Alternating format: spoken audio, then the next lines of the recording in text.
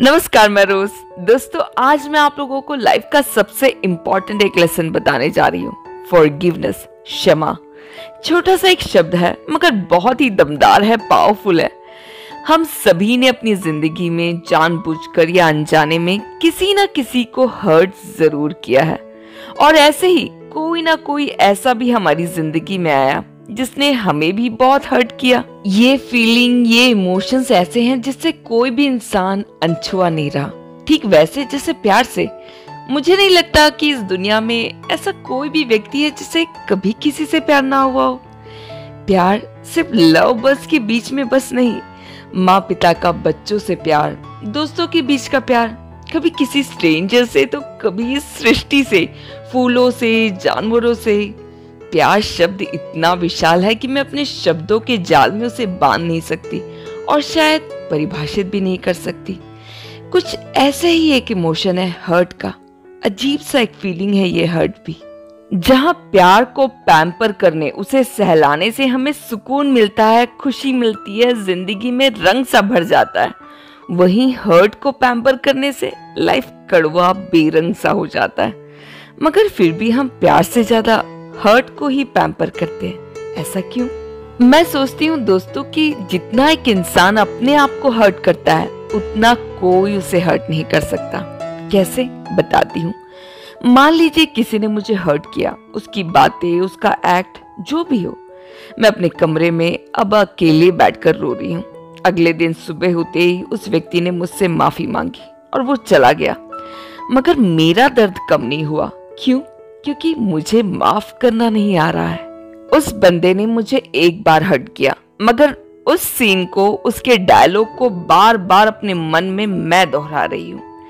मेरे साथ real life में वो इंसिडेंट सिर्फ एक ही बार हुआ है, मगर मेरे मन में वो इंसिडेंट हजारों बार हुआ।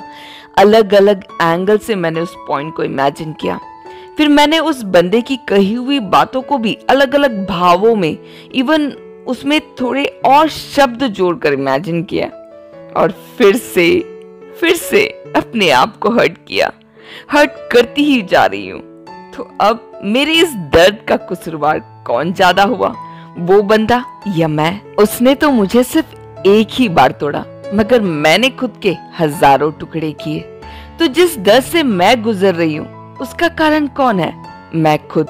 मेरे अंदर का वो फीलिंग जो उसे माफ नहीं कर पा रहा है। क्षमा करना मतलब एक इंसान को जेल से आजाद करना जैसा है, और जब आप उस इंसान को ध्यान से देखोगे तो पाओगे कि वो कोई और नहीं, आप खुद ही हो। माफ कर दीजिए जिसने आपको हर्ट किया है, इसलिए नहीं कि वो माफी योग्य है या वो आपका क्षमा डिजर्व करता है, नहीं, बल्कि इसलिए क्योंकि आप एक पीसफुल लाइफ, एक ब्यूटीफुल लाइफ डिजर्व करते हो। सही है, जो हुआ गलत था, ऐसा नहीं होना चाहिए था, मगर हो चुका। माफ करने से आप अपना पास्ट नहीं बदल रहे हो, बल्कि अपना फ्यूचर बदल रहे हो।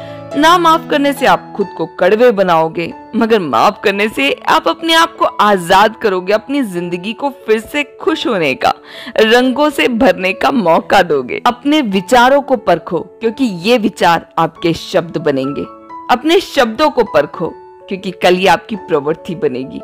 यही प्रवृत्ति आपके हैबिट बनेंगे, यही हैबिट आपको कैरेक्टर देगा, और यही कैरेक्टर कल आपका डेस्टिनी निर्धारित करेगा। प्यारे दोस्तों, आज किसी ने आपको हर्ट किया है, मगर शायद कल आप किसी को हर्ट कर जाओ, और अगर आप माफ नहीं कर पा रहे हो तो किसी और से माफी की उम्मीद कैसे कर सकते हो?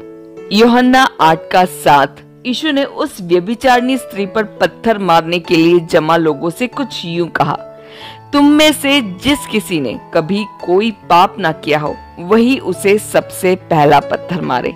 ये सुनकर वरिष्ठ से प्रारंभ कर एक एक करके सब वहां से चले गए।